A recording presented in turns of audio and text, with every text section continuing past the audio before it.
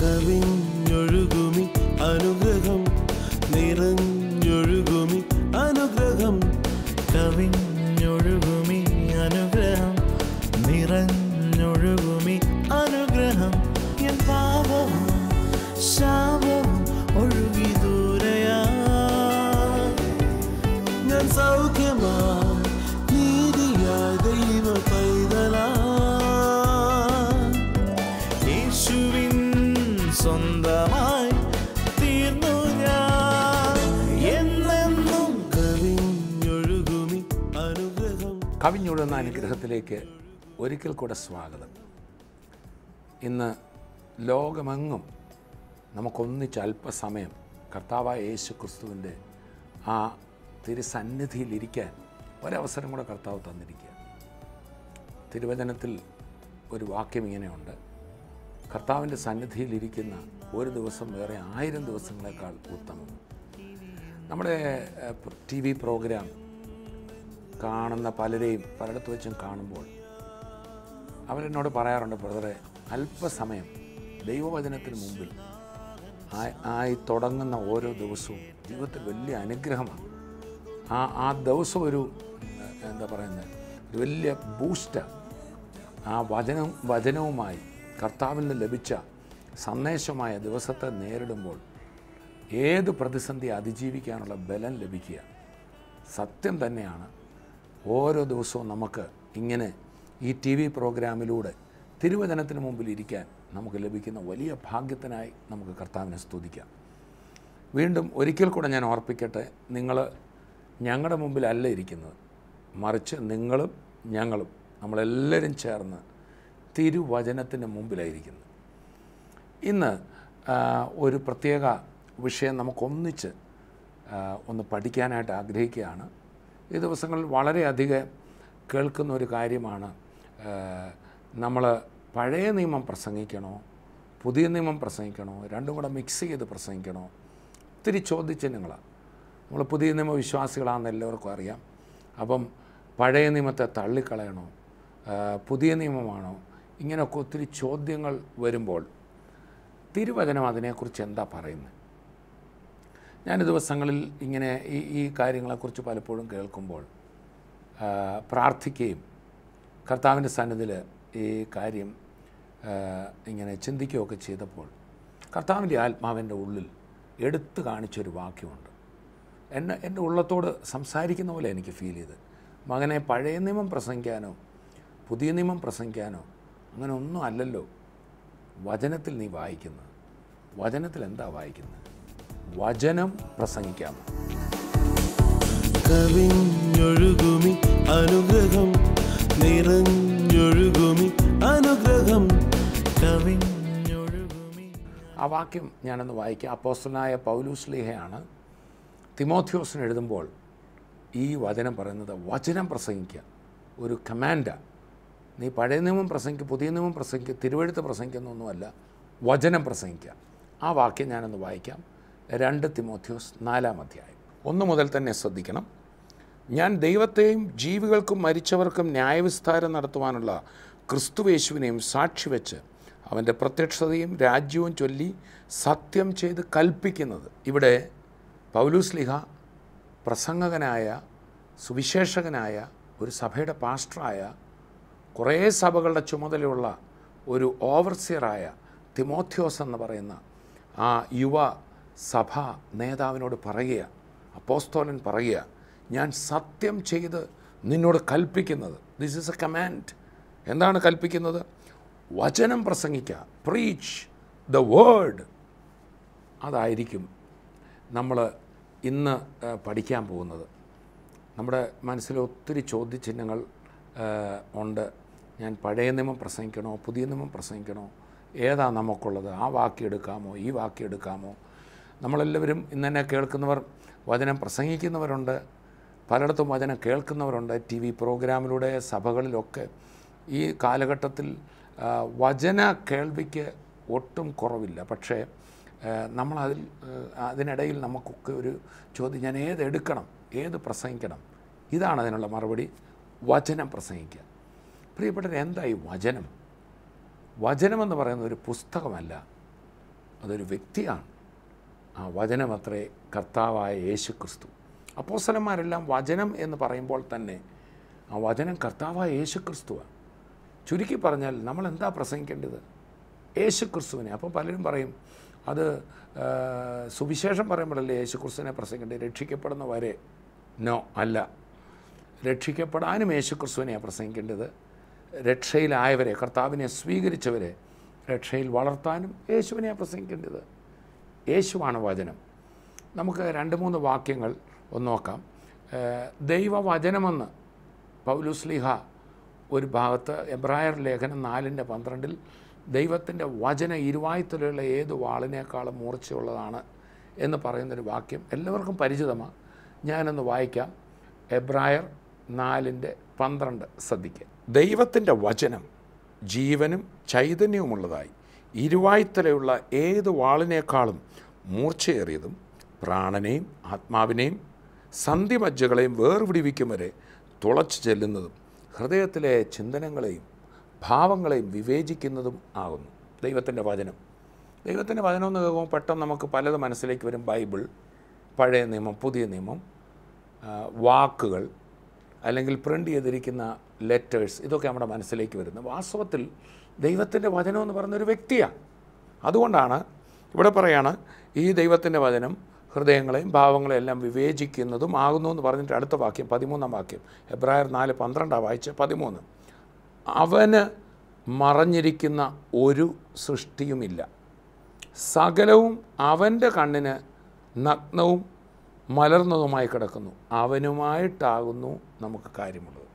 ദൈവത്തിൻ്റെ വചനം ഇരുവായ്ത്തലയുള്ളതും മൂർച്ചയുള്ളതാണെന്ന് പറഞ്ഞിട്ട് ഇവിടെ പറയാം അവനുമായിട്ടാകുന്നു. അതുമായിട്ടാണെന്നല്ല, വചനത്തെ അതെന്നല്ല, അവനെന്നാണ് ഇവിടെ പറയുന്നത്. Praise lord. അപ്പോൾ ക്രിസ്തുവിനെയാണ് ഇതുവരെ കർത്താവിനെ അറിയാത്തവരോടും പ്രസംഗിക്കേണ്ടത് ക്രിസ്തുവിനെയാണ്.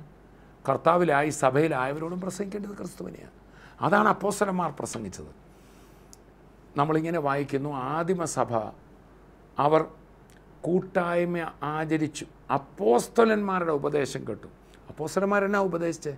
അപ്പോസ്തലന്മാർ ക്രിസ്തുവിനെയാണ് പ്രസംഗിച്ചത്. നമുക്ക് ഇനിയും 1-2 വേദഭാഗങ്ങൾ കൂടെ നോക്കാം. എല്ലാവർക്കും അറിയാവുന്ന ഒരു വാക്യമാണല്ലോ യോഹന്നാന്റെ സുവിശേഷം 1-ാം അധ്യായത്തിൻ്റെ ആദ്യ വാക്യം. ആദിയിൽ വചനമുണ്ടായിരുന്നു, വചനം ദൈവത്തോടു കൂടിയായിരുന്നു, വചനം ദൈവമായിരുന്നു എന്ന് പറഞ്ഞിട്ട് അത് യേശുക്രിസ്തുവിനെ കുറിച്ചാണ്.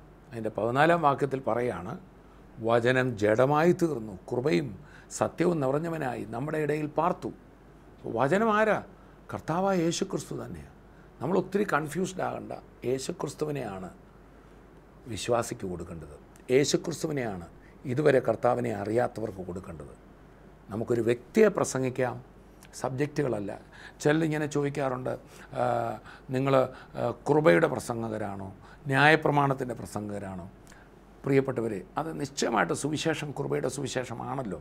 അപ്പോൾ തന്നെ നമ്മൾ കൃപയുടെ സുവിശേഷം, വേറൊരു സുവിശേഷം, അങ്ങനെയൊന്നുമില്ല. ഒരാളേ ഉള്ളൂ, അത് യേശുവാണ്.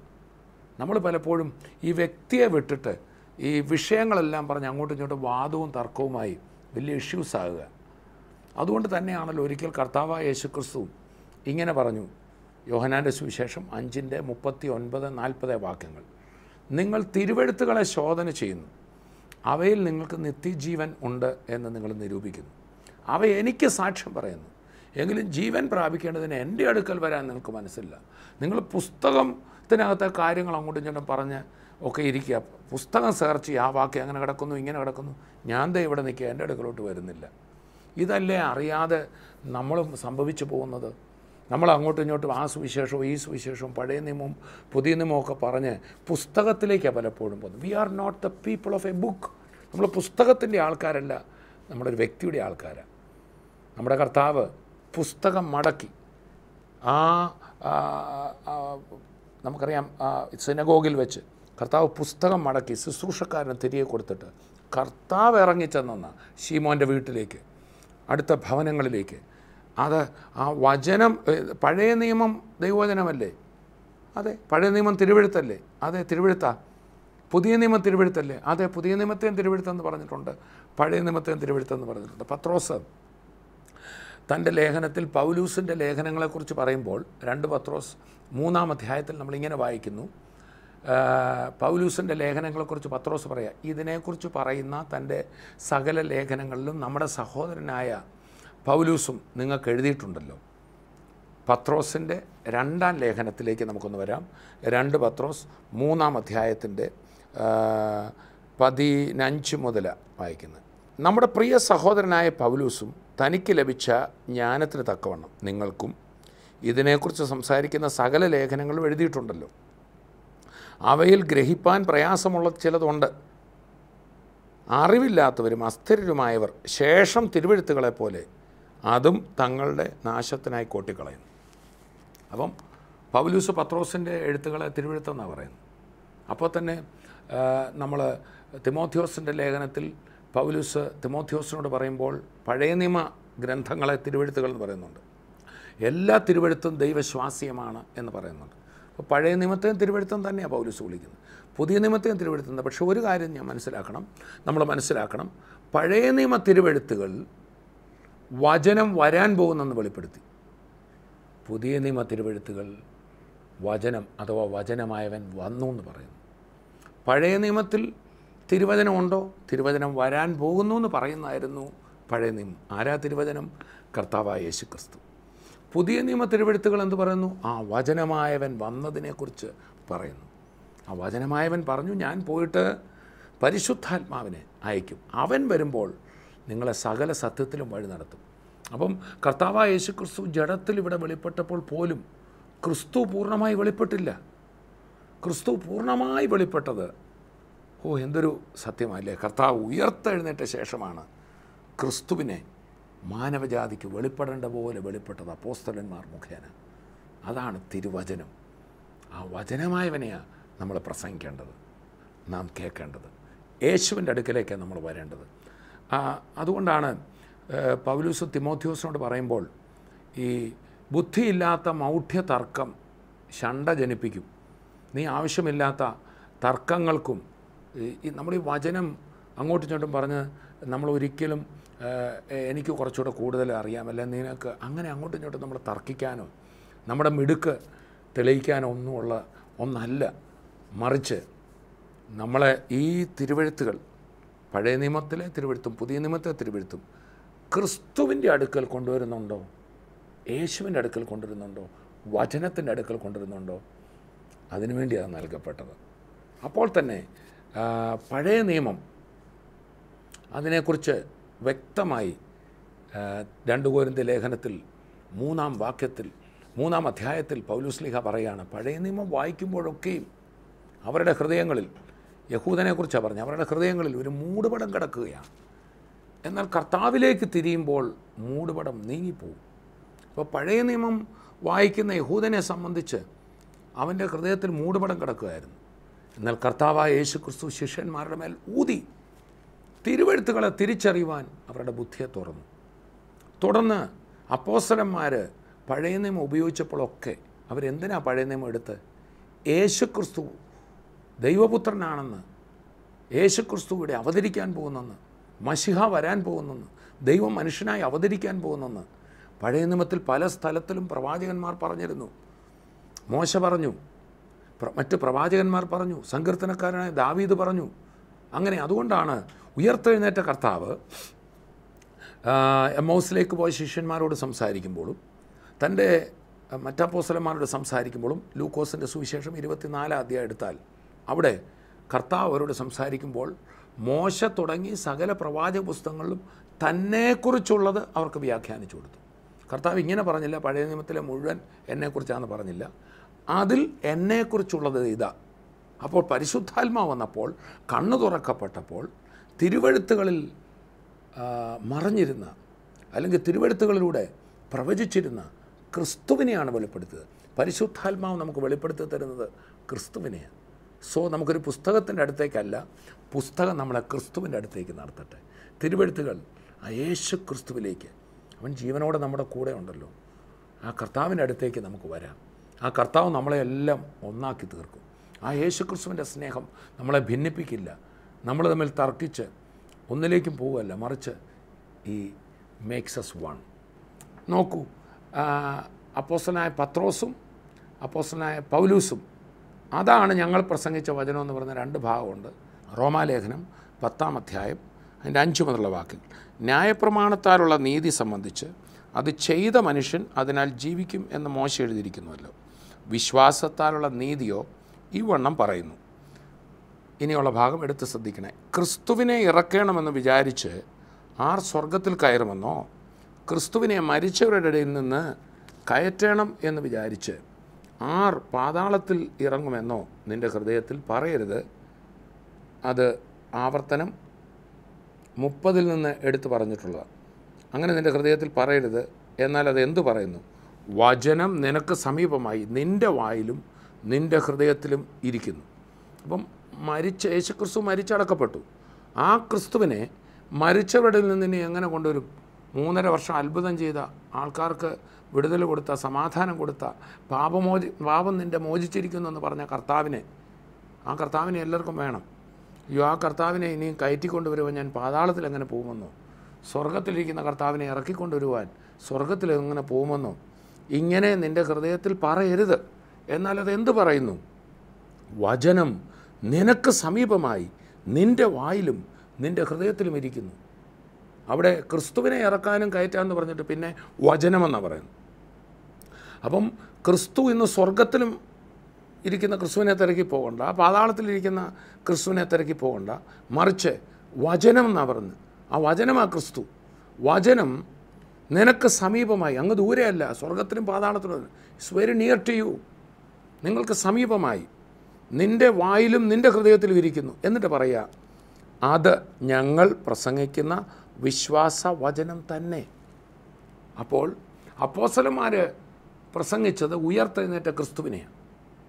ആ ക്രിസ്തുവിനെ പ്രസംഗിക്കുമ്പോൾ കേൾവിക്കാരുടെ ഹൃദയത്തിലും അധരത്തിലും ആണ് വചനം വന്നത്. അപ്പോൾ ഇവിടെ വചനമെന്ന് പറയുന്ന കർത്താവായ യേശുവാണ്. അതുകൊണ്ടാണ് ഇന്ന് എന്നെ കേട്ടുകൊണ്ടിരിക്കുന്ന ഓരോ വ്യക്തികളുടെ സമീപേ ഇന്ന് ഈ വചനം കേട്ടുകൊണ്ടിരിക്കുമ്പോൾ ഞാൻ ഉയർത്തെഴുന്നേറ്റ കർത്താവിനെ പ്രസംഗിക്കുന്നത്. അതിനടുത്ത വാക്യത്തിൽ പറയാണ്, യേശുവിനെ കർത്താവെന്ന് വായ് കൊണ്ട് ഏറ്റുപറയുകയും ദൈവം അവനെ മരിച്ചവരെന്ന് ഉയർത്തെഴുന്നേൽപ്പിച്ചു എന്ന് ഹൃദയം കൊണ്ട് വിശ്വസിക്കുകയും ചെയ്താൽ നീ രക്ഷിക്കപ്പെടും. അപ്പോൾ കർത്താവായ യേശു ക്രിസ്തു ഉയർത്തെഴുന്നേറ്റ് ജീവിക്കുന്നു. അതാണ് വചനം. ആ വചനമാണ് ഞങ്ങൾ പ്രസംഗിച്ചത്. അത് നിങ്ങളുടെ ഹൃദയത്തിലും നിങ്ങളുടെ അധരത്തിലും ഇരിപ്പുണ്ട്. അത് നിങ്ങളൊന്ന് ഏറ്റെടുത്താൽ അതാണ് വചനം. അങ്ങനെയാണ് യേശു ക്രിസ്തു ഉള്ളിൽ വരുന്നത്. ഇതൊരു വ്യക്തിയുമായിട്ടുള്ള ബന്ധമാണ്. അത് തന്നെയാണ് പത്രോസ്ലീഹ തൻ്റെ വചനത്തിൽ 1 പത്രോസിൽ 2 തവണ വീണ്ടും ജനനത്തെക്കുറിച്ച് പറയുന്നുണ്ട്. അതിൽ 1 പത്രോസ് 1-ാം അധ്യായം 23-ാമത്തെ വാക്യം നമുക്കെല്ലാം വളരെ അറിയാവുന്നൊരു വാക്യം. 1 പത്രോസ് 1-ാം അധ്യായം 23-ാം വാക്യം, കെടുന്ന ബീജത്താലല്ല കെടാത്തതിനാൽ ജീവനുള്ളതും നിലനിൽക്കുന്നതുമായ ദൈവവചനത്താൽ തന്നെ നിങ്ങൾ വീണ്ടും ജനിച്ചിരിക്കുന്നു. ഈ ദൈവവചനത്തെ ഒരു ബീജമെന്നും കൂടെ പറയാം. വിത്താണ് നിങ്ങൾ വീണ്ടും ജനിച്ചത്. നിങ്ങളുടെ ഉള്ളിൽ ജനനം നടന്നത് ഒരു വിത്തിനാല, ഒരു ദൈവവചനത്താല.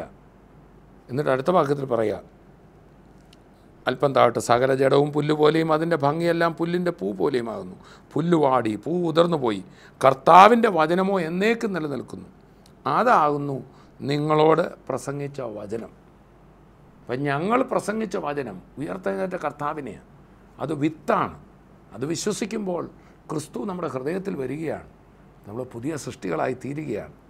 ഇനി അതിൻ്റെ അടുത്ത വാക്യത്തിൽ, ഇപ്പോൾ ഒരാൾ കർത്താവിലേക്ക് വരുന്നത്, വിശ്വാസത്തിലേക്ക് വരുന്നത് ഈ വചനത്താല, വചനമാകുന്ന ബീജം ഉള്ളിൽ ചെന്ന്. ഇനി ആൾ വളരുന്നതോ, അതിൻ്റെ അടുത്ത വാക്യം, ആകയാൽ സകല ദുഷ്ടതയും എല്ലാ ചതിവും വ്യാജഭാവവും അസൂയയും എല്ലാ നുണയും നീക്കിക്കളഞ്ഞ് ഇപ്പോൾ ജനിച്ച ശിശുക്കളെപ്പോലെ രക്ഷയ്ക്കായി വളരുവാൻ വചനമെന്ന മായമില്ലാത്ത പാൽ കുടിപ്പാൻ വാഞ്ചിപ്പിൻ. പഴയ നിയമം പുതിയ നിയമം ഒന്നും ഇവിടെ പറയുന്നില്ല. വചനം കുടിപ്പാൻ വാഞ്ചിപ്പിൻ. ഇപ്പം ജനിച്ചത് വചനത്താലാണെങ്കിൽ വളരുന്നത് വചനത്താല. അതേതാണ് ആ വചനം? അടുത്ത വാക്യത്തിൽ, കർത്താവ് ദയാലുവെന്ന് നിങ്ങൾ ആസ്വദിച്ചിട്ടുണ്ടല്ലോ. പാല് കുടിക്കാൻ പറഞ്ഞിട്ട് ഇപ്പോൾ ഇവിടെ പറയുകയാണ് ടേസ്റ്റ്. ഇംഗ്ലീഷിൽ ഇങ്ങനെ, taste that the Lord is good. കർത്താവിനെ ടേസ്റ്റ് ചെയ്യാൻ. അപ്പോൾ ഈ വചനമാരാ? കർത്താവ് തന്നെയാണ്. അപ്പോൾ ഒരു വ്യക്തിയെ കർത്താവിലേക്ക് നടത്തുമ്പോൾ ഒരു സുവിശേഷ പ്രസംഗകൻ എന്താ പ്രസംഗിക്കേണ്ടത്? ദാവീദിൻ്റെ കഥയല്ല, മോശയുടെ കഥയല്ല, അല്ലെങ്കിൽ യേശുക്രിസ്തു കുറേ അത്ഭുതം അടയാളം ചെയ്തു എന്ന് മാത്രമല്ല, അവൻ ഉയർത്തെഴുന്നേറ്റ് ജീവിക്കുന്നു. അതുകൊണ്ടാണ് അപ്പോസ്തല പ്രവൃത്തികളിലെ എല്ലാ പ്രസംഗത്തിലും യേശുക്രിസ്തുവിൻ്റെ മരിച്ച് അടക്കപ്പെട്ട് ഉയർത്തെന്ന അപ്പോസ്തലന്മാർ പ്രസംഗിച്ച് 10ഓളം പ്രസംഗങ്ങൾ അപ്പോസ്തല പ്രവൃത്തിയിലുണ്ട്. അവിടെ എല്ലാ പ്രസംഗത്തിലും അവൻ്റെ പുനരുത്ഥാനത്തിൻ്റെ സാക്ഷിയായി യേശു ഉയർത്തെഴുന്നേറ്റു. ഇത് വിശ്വസിക്കുന്ന നിമിഷം വിശ്വസിക്കുന്ന വ്യക്തിയുടെ ഉള്ളിലേക്ക് ക്രിസ്തു വരികയാണ്. ആ വ്യക്തിക്ക് വീണ്ടും ജനനം ഉണ്ടാകുകയാണ്. അതാണ് ഇവിടെ പറയുന്നത്, കെടുന്ന ബീജത്താലല്ല, കെടാത്തതിനാൽ ജീവനുള്ളതായ ദൈവവചനത്താൽ തന്നെ ആ വിത്തിനാൽ നിങ്ങൾ വീണ്ടും ജനിച്ചിരിക്കുന്നു. അതാണ് ഞങ്ങൾ പ്രസംഗിച്ച വചനം. അതാണ് ഞങ്ങൾ ഉയർത്തെഴുന്നേറ്റ ക്രിസ്തുവിനെയാണ് പ്രസംഗിച്ചത്. അതാണ് നിങ്ങൾ ജനിച്ചിരിക്കുന്നത്. ഇനി ആ ജനിച്ചവരോട് പറയുക, നിങ്ങൾ വളരണമല്ലോ, ഇനി യേശുവിനെ തന്നെയാണ്. അതുകൊണ്ടാണ് പ്രിയപ്പെട്ടവരെ കർത്താവ് പറഞ്ഞു, എന്നെ തിന്നുന്നവൻ എൻ മൂലം ജീവിക്കും. കർത്താവിനെ തിന്നാൻ പറഞ്ഞു. ഇവിടെ കർത്താവിനെ പാലായിട്ട് പറയുക, യേശുവിനെ ടേസ്റ്റ് ചെയ്യാനാണ് പറയുന്നത്. യേശുവിനെ ഭക്ഷിക്കുക എന്ന് പറഞ്ഞാൽ യഹൂദന്മാരെ ചോദിച്ചു, ഇവനെ പിടിച്ച് തിന്നാൻ പറ്റുമോ, ഇവൻ്റെ മാംസം തിന്നാൻ പറ്റുമോ? വാസ്തവത്തിൽ എന്താ? വാസ്തവത്തിൽ ഈ വചനം വരുമ്പോൾ ആ വചനത്തിൽ കൂടെ കർത്താവാണ് നമ്മളിലേക്ക് വരുന്നത്. അപ്പം ആ കഥയും ഈ കഥയും പൗലോസ്ലീഹ തിമോഥെയോസിനോട് പറയുകയാണ്, നിങ്ങൾ യഹൂദ കഥകളെ ശ്രദ്ധിക്കാതെയും അന്തമില്ലാത്ത വംശാവലികളുടെ പുറകെ പോകാതെ വെറുതെ ബുദ്ധിയില്ലാത്ത മൗഢ്യതർക്കം ശണ്ട ജനിപ്പിക്കുന്നു, അറിവ് ചീർപ്പിക്കുന്നു, ഇങ്ങനെ കുറേ കാര്യങ്ങൾ പറയാതെ ക്രിസ്തുവിലേക്ക് ജനം വരട്ടെ, യേശുക്രിസ്തുവിൻ്റെ ദിവ്യ സ്വഭാവങ്ങളിൽ വളരട്ടെ, ആത്മീക വർധനയ്ക്കും വിശ്വാസം വർദ്ധിക്കുന്നതിനുമുള്ള കാര്യങ്ങളല്ലാതെ കുറേ തർക്കസൂത്രങ്ങൾ നമുക്ക് വേണ്ട എന്നാണ് പൗലോസ്ലീഹ പറയുകയും മാത്രമല്ല, അങ്ങനെയുള്ള കാര്യങ്ങൾക്കെതിരെ അവരെ കഠിനമായി ശാസിക്കാനാണ് പൗലോസ്ലീഹ തിമോഥെയോസിനോടൊക്കെ പറയുന്നത്. ന്യായപ്രമാണത്തിൻ്റെ ഉപദേശകരായി പലരും മാറിയെന്ന് തിമോഥെയോസിൻ്റെ 1-ാം ലേഖനത്തിൽ വായിക്കുന്നു. ക്രിസ്തുവിലേക്ക് നടത്തുന്നില്ല, ന്യായപ്രമാണത്തിൻ്റെ ഉപദേഷ്ടാക്കന്മാരായി പലരും മാറാൻ ഇച്ഛിക്കുന്നു. അത് നമുക്ക് ഇതിൻ്റെ അടുത്ത ക്ലാസ്സിൽ നമുക്കൊന്നിച്ച് ചിന്തിക്കാം.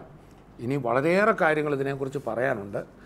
പ്രിയപ്പെട്ടവരെ, ചുരുക്കി പറഞ്ഞാൽ നമ്മൾ കർത്താവിനെ അറിഞ്ഞവരാണോ ശുശ്രൂഷകരാണോ, നമുക്കൊരിക്കൽ കൂടെ യേശു കർത്താവിൻ്റെ അടുക്കിലേക്ക് വരാം. നമുക്ക് പുസ്തകത്തിലെ കുറേ കാര്യങ്ങൾ, അക്ഷരം കൊല്ലുന്നു ആത്മാവോ ജീവിപ്പിക്കുന്നു, കുറേ അക്ഷരങ്ങളാക്കി വേണമെങ്കിൽ പുതിയ നിയമം പറയുന്നതും പഴയ നിയമം പറയുന്നതും ഒക്കെ കേവല അക്ഷരങ്ങളാക്കി മാറ്റാൻ പറ്റും, കുറേ ഉപദേശങ്ങളാക്കി മാറ്റാൻ പറ്റും. നമ്മളൊരു ഉപദേശത്തിൻ്റെ അടുക്കിലേക്കല്ല വന്നിരിക്കുന്നത്. നമ്മുടെ സഭയ്ക്ക് എത്ര ഉപദേശമുണ്ട്, എത്ര ടീച്ചിങ് ഉണ്ട്, ഇതൊന്നുമല്ല. ഓരോ ദിവസവും യേശുവിനോട് ചേർന്ന് ജീവിക്കുന്ന കർത്താവിൽ വളർത്തി യേശുവാകുന്ന വചനത്തെ ആ കർത്താവിൻ്റെ ദിവ്യ സ്വഭാവങ്ങളിൽ കൂട്ടാളിയായി ഓരോ വിശ്വാസി ക്രിസ്തു എന്ന തലയോളം സകലത്തിൽ വളരുവാൻ, പുതിയ നിയമത്തിലൊക്കെ പറയുന്ന വേദഭാഗം ക്രിസ്തുവിൻ്റെ പരിജ്ഞാനത്തിൽ വളരട്ടെ എന്ന് നമുക്ക് കുറച്ച് വേദഭാഗങ്ങളോട് ഒന്നിച്ച് ചിന്തിക്കാം. സോ എന്നെ കേൾക്കുന്ന മുഴുവൻ പേരോടും ഞാൻ പറയട്ടെ, കർത്താവ് നിങ്ങളെ തിരഞ്ഞെടുത്തിരിക്കുക. നിങ്ങളൊരു സുവിശേഷകനാണോ, ഒരു പാസ്റ്ററാണോ, ഒരു ബൈബിൾ വിദ്യാർത്ഥിയാണോ, ഒരു ഏതെങ്കിലും ഒരു സഭയിൽ കടന്നു പോകുന്ന ഒരു വിശ്വാസിയാണോ, നമുക്കെല്ലാം ഒരു രക്ഷകനേ ഉള്ളൂ, യേശു മാത്രം. നമുക്കെല്ലാം ഉയർത്താൻ ഒരാനേ ഉള്ളൂ, അത് യേശു കർത്താവ് മാത്രം. നമ്മുടെ വചനങ്ങളിൽ കൂടെ, നമ്മുടെ പ്രസംഗത്തിൽ കൂടെ ക്രിസ്തുവോട് വെളിപ്പെടട്ടെ. സ്നേഹവാനായ കർത്താവിൻ്റെ കരം ജനങ്ങൾ കാണട്ടെ. ആ കരം നീളുന്നിടത്ത് രോഗികൾ സൗഖ്യമാവും. നമ്മളിങ്ങനെ വായിക്കുന്നു, കർത്താവിൻ്റെ വചനം സുവിശേഷകർ കടന്നുപോയി പ്രസംഗിച്ചു, അത്ഭുതങ്ങളാലും അടയാളങ്ങളാലും കർത്താവ് തൻ്റെ വചനത്തെ ഉറപ്പിച്ചു. നമ്മൾ വചനം പറയുമ്പോൾ അഥവാ ഉയർത്തെഴുന്നേറ്റ കർത്താവ് ജീവിക്കുന്നു, നിങ്ങളുടെ സമീപമുണ്ട് എന്ന് എവിടെയെങ്കിലും ആരെങ്കിലും പ്രസംഗിച്ചാൽ ആ വചനത്തെ കർത്താവ് ഉറപ്പിക്കും, അറ്റസ്റ്റ് ചെയ്യും, സീൽ ചെയ്യും. അതെ, ഇതാ എൻ്റെ വചനം, ഇതാ എൻ്റെ വചനമെന്ന്. പലരും അത്ഭുതങ്ങളെ അടയാളങ്ങളെയൊക്കെ തള്ളിപ്പറയാറുണ്ട്. വചനം പറയാൻ വലിയ അത്ഭുതം അടയാളമാണോ? പ്രിയ സഹോദര, വചനം പറഞ്ഞാൽ, വചനമായവൻ ഒരിടത്ത് വെളിപ്പെട്ടാൽ, അവൻ പാലസ്തീനിൽ വെളിപ്പെട്ടപ്പോൾ വചനമായവൻ എന്തൊക്കെ ചെയ്തോ ഇന്നും വചനം വെളിപ്പെട്ടാൽ അതെല്ലാം സംഭവിക്കും. അന്ന് വചനമായവൻ രോഗികളെ സൗഖ്യമാക്കിയെങ്കിൽ ഇന്നും സൗഖ്യമാക്കും. ആ വചനമായവൻ, ആ ഇരുവായുത്തലയുള്ള വാളിനേക്കാൾ മൂർച്ചയുള്ള വചനമെന്ന് പറയുമ്പോൾ വെട്ടാനാന്ന് തോന്നും. വെട്ടുകയല്ല, സ്നേഹത്തിൻ്റെ മൂർച്ചയാണത്. അത് ഹൃദയത്തിൻ്റെ ആഴത്തിലേക്ക് ഇറങ്ങും, ഭാരങ്ങൾ വെളിപ്പെടുത്തും, നിരാശകൾ എടുത്തു മാറ്റും. ആ വചനത്തിൻ്റെ സ്നേഹത്തിൻ്റെ കണ്ണുകൾ നമ്മുടെ അടുക്കലേക്ക് വരിക. ഞാൻ അവനെ പ്രസംഗിക്കുന്നതിൽ സന്തോഷിക്കുന്നു. തകർന്നൊരു വ്യക്തിയാണോ എന്നെ കേട്ടുകൊണ്ടിരിക്കുന്നത്? യേശുവേ, അങ്ങനെക്കായി ഉയർത്ത് ജീവിക്കുന്നു, എൻ്റെ ഉള്ളിലേക്ക് വരണമെന്ന് പറയുമ്പോൾ ക്രിസ്തു നിങ്ങളുടെ ജീവിതത്തിൻ്റെതായി മാറും. രോഗികളാണോ എന്നെ കേൾക്കുന്നത്? വചനം അയച്ച് കർത്താവ് സൗഖ്യമാക്കി എന്ന് വായിക്കുന്നു. അയച്ച വചനം ഏതാ? ബൈബിൾ അയച്ചെന്നല്ല, ജീവനുള്ള കർത്താവിനെ അയച്ച് സൗഖ്യമാക്കി. ഇന്ന് അതേ വചനമാണ് ഈ വാക്കുകളിൽ കൂടെ, ഈ വചനത്തിൽ കൂടെ അതേ യേശുവാണ് നിങ്ങളെ സ്പർശിക്കുന്ന. ക്യാൻസർ സൗഖ്യമാവും, ആ ബന്ധനങ്ങൾ അഴിയും, ആ കെട്ടുകൾ പൊട്ടും, ഭാരങ്ങൾ മാറും. നമുക്ക് പ്രാർത്ഥിക്കാം. കർത്താവായ യേശു ക്രിസ്തുവിൻ്റെ നാമത്തിൽ ഞങ്ങളിപ്പോൾ പ്രാർത്ഥിക്കുമ്പോൾ, അപ്പാ, ഞങ്ങളിവിടെ കേട്ട ആ വചനം, യേശുവാകുന്ന വചനം, ഉയർത്തെഴുന്നേറ്റ യേശുവാകുന്ന വചനം ഇന്ന് ഓരോ മക്കളെ സ്പർശിക്കുന്നതിനായി സ്തോത്രം. പാലസ്തീനിൽ ജഡമായി തീർന്ന വചനം നടന്നെങ്കിൽ ഇന്ന് ആ ഉയർത്തെഴുന്നേറ്റ കർത്താവ്, ആ വചനം, കർത്താവെ, മക്കളെ തൊടണമേ. ഹൃദയത്തിൽ ആ സമാധാനത്തോടിരിക്കുന്നവർക്ക് സമാധാനം കൊടുക്കണമേ. ഭാരത്തിലിരിക്കുന്നവർ വിടുതലാകട്ടെ. രോഗികളെ യേശുവിൻ്റെ നാമത്തിൽ ഇപ്പോൾ തന്നെ രോഗബന്ധനങ്ങളെ ശാസിക്കുന്നു. തലവേദനകൾ മാറട്ടെ, അസ്വസ്ഥതകൾ മാറട്ടെ. നെഞ്ചുവേദനയായി നാളുകളായി ഭാരപ്പെടുന്ന വ്യക്തി, കർത്താവ് നിന്നെ സൗഖ്യമാകും. യേശു ക്രിസ്തുവിൻ്റെ നാമത്തിൽ, യേശുവിൻ്റെ നാമത്തിൽ എല്ലാ ഭാരങ്ങളും മാറട്ടെ, എല്ലാ വ്രണങ്ങളും മാറട്ടെ, ആ ഓപ്പറേഷനുകൾ മാറിപ്പോകട്ടെ. കർത്താവെ, ഞാൻ പ്രാർത്ഥിക്കുമ്പോൾ ഏത് ഭാരത്തിലാണോ എൻ്റെ മക്കളിരിക്കുന്നത്, നിങ്ങളുടെ കരം തൊട്ട് വിടുവിക്കുന്നതിനായി സ്വത്രം. വിദ്യാർത്ഥികൾക്ക് വേണ്ടി ഞാൻ പ്രാർത്ഥിക്കുന്നു. ജോലി ചെയ്യുന്നവർക്ക് വേണ്ടി, കർഷകർക്ക് വേണ്ടി, മറ്റ് വിവിധ ജോലി കാര്യങ്ങൾ ഇടപെടുന്നവർ, അവരുടെ അധ്വാനത്തെയും പ്രവൃത്തിയെയും അങ്ങ് അനുഗ്രഹത്താൽ നിറച്ച് മാനിക്കണം. കർത്താവെ, അനുഗ്രഹിക്കുന്നു. പ്രാർത്ഥന കേട്ടതിനായി നന്ദി. യേശുവിൻ നാമത്തിൽ തന്നെ ആമേൻ, ആമേൻ. നമുക്ക് വീണ്ടും നമ്മൾ തുടരുകയാണ്. പഴയ നിയമം പ്രസംഗിക്കണോ, പുതിയ നിയമം പ്രസംഗിക്കണോ? കൃപ പ്രസംഗിക്കണോ, ന്യായപ്രമാണം പ്രസംഗിക്കണോ? വചനം പ്രസംഗിക്കാം, ആ വചനമായവനെ പ്രസംഗിക്കാം. അടുത്ത എപ്പിസോഡിൽ നമുക്ക് വീണ്ടും കാണാം. അതുവരെയും കർത്താവ് തന്റെ കൃപയിൽ നമ്മെ സൂക്ഷിക്കട്ടെ. I bless you in Jesus name, amen. प्रेम की परिभाषा को ओ मसीह तूने हमको सिखाए, प्रेम की परिभाषा को।